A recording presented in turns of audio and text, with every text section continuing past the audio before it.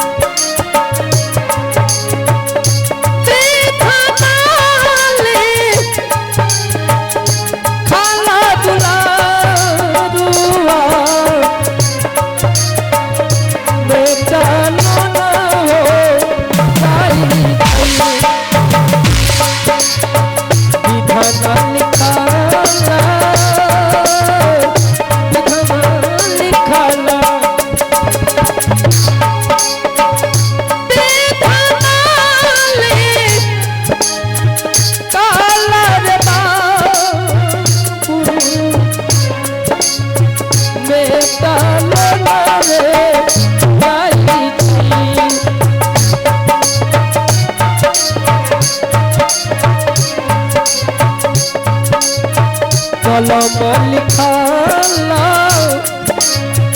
कलम लिखाला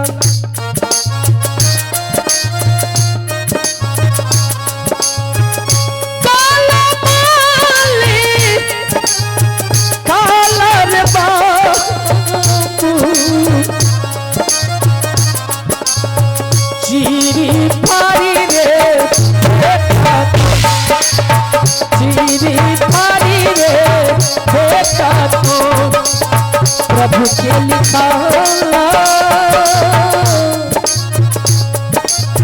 प्रभु के लिखाला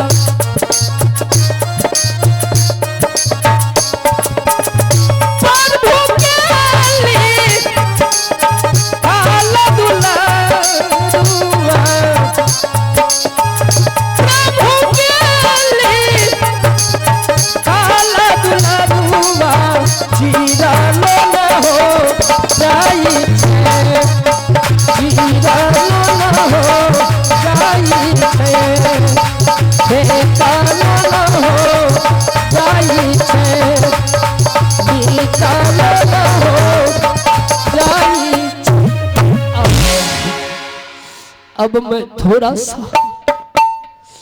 इसी जंगल में आराम कर लेता हूं और उसके बाद फिर मैं इसी रास्ते से जाऊंगा। अगल बगल के गांव में कहीं भी जाकर के भीख मांग करके मैं अपना गुजर करूंगा।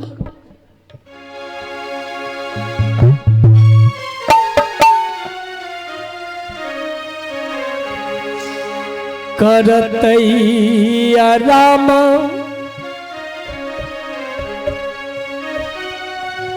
कोढ़िया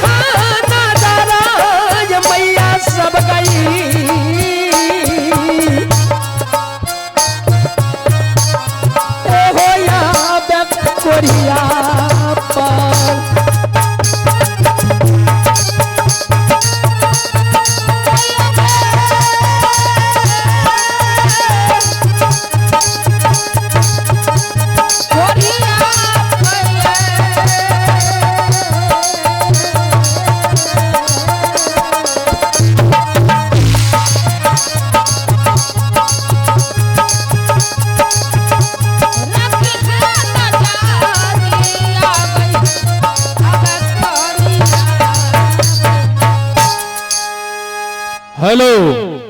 और आप हैं इस नाच पर खुश होकर के हमारे सुमन ड्रेसेज